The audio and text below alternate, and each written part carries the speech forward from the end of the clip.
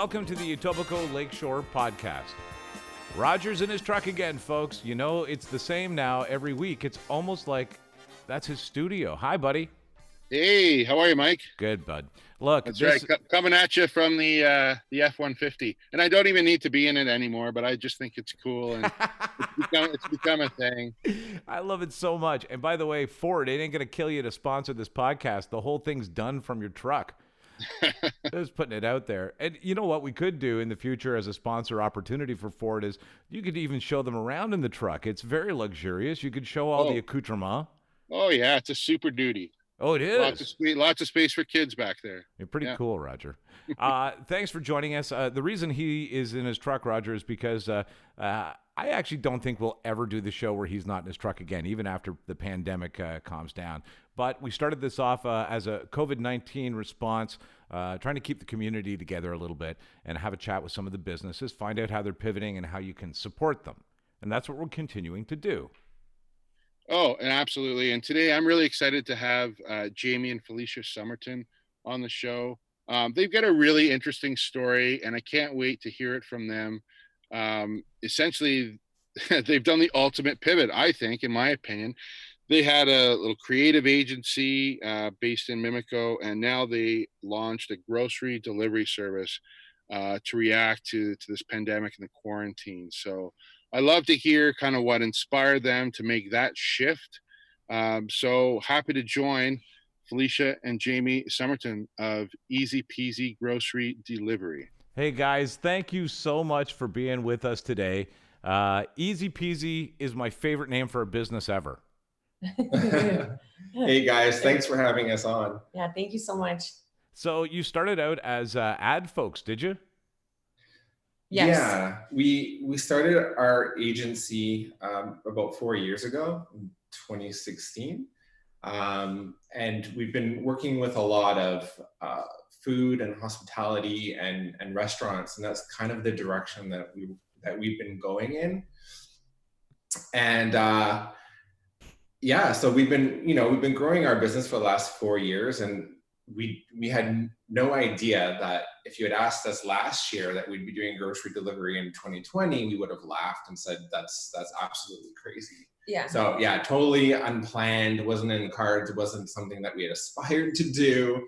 It was just complete circumstantial. We saw there was a demand for it, so we're like, let's jump on board and do this. Did the demand arrive before this current social distancing situation we're in? It happened when all of this chaos started. Like we were just like, we saw the demand and we jumped on it, and on Facebook you could see a lot of people panicking, saying that, oh, Grocery Gateway and Walmart, you have to wait 3 weeks for groceries. Yes. And for a lot of people, it's not doable. And a lot of people were scared, and especially people with, with health conditions that are susceptible to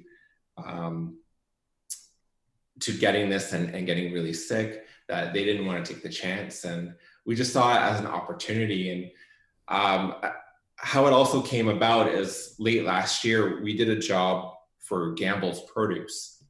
Okay. We redesigned their company values, mission, and vision.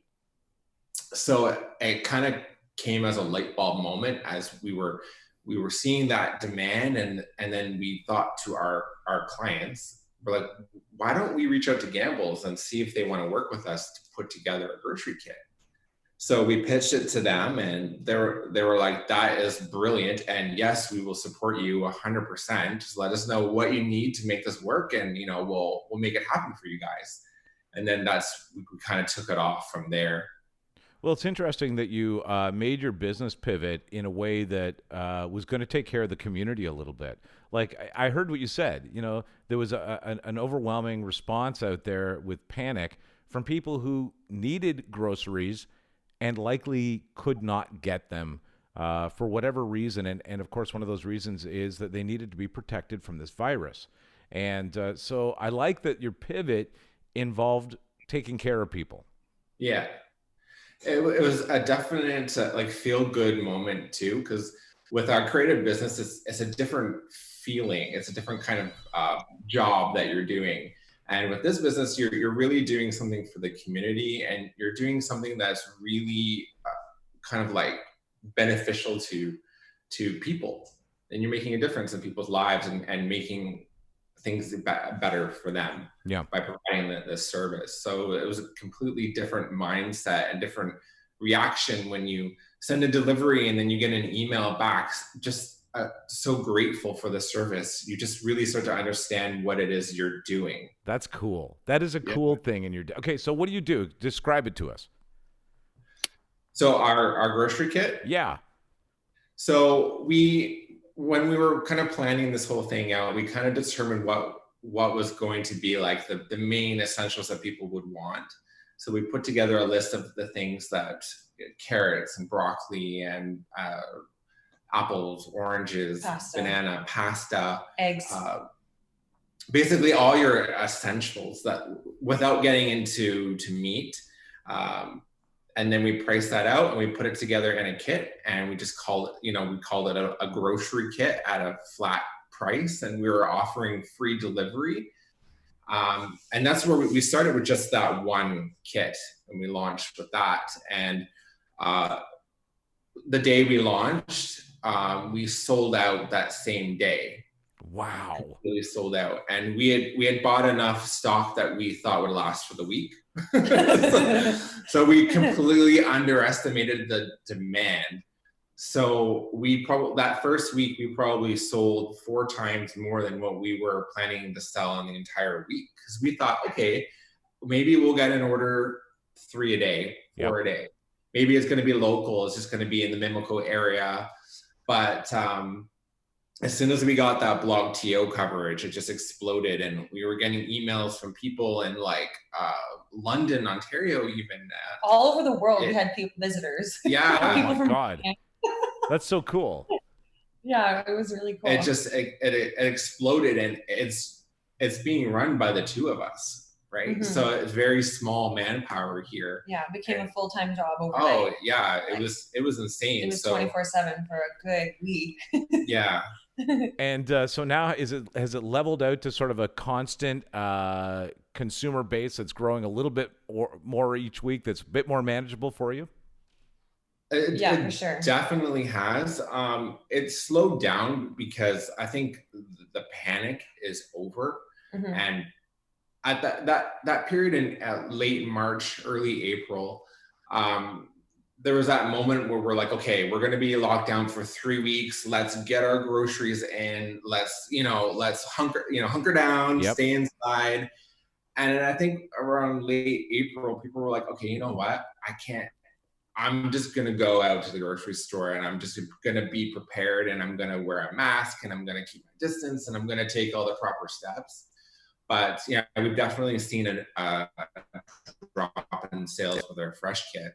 But we have a lot of regulars that we're maintaining right now. Mm-hmm. So we have a fair customer base that's just regular, without really growing the business with new customers with the grocery kit. Yeah, well, that's great, because now you'll have a line of customers that trust your service for many other things in the future that aren't panic-based. Yeah, exactly. Yeah. Well, we have expanded since launching. First, we had the grocery kit, the Fresh Essentials kit, and then maybe 2 or 3 weeks after that, we launched the Dairy Essentials kit. And then since then, we've launched, I think we have 3 or 4 other kits. So we've partnered with Greenhouse Juice Co. in Toronto, and now we're offering a summer crate juice kit, and we're also offering a lemonade kit.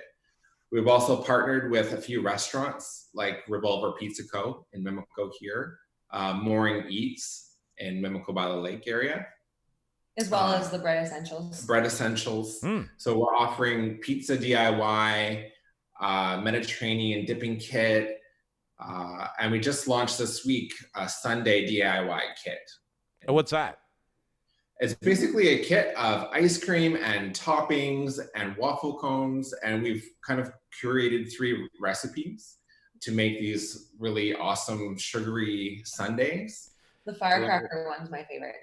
That comes with sparklers. Yeah. Nice. Oh, Aw. oh, that's Comes great. with cotton candy and sparklers and pop rocks on it. So it's a lot of fun. It's And perfect for me. it's it's like a family fun.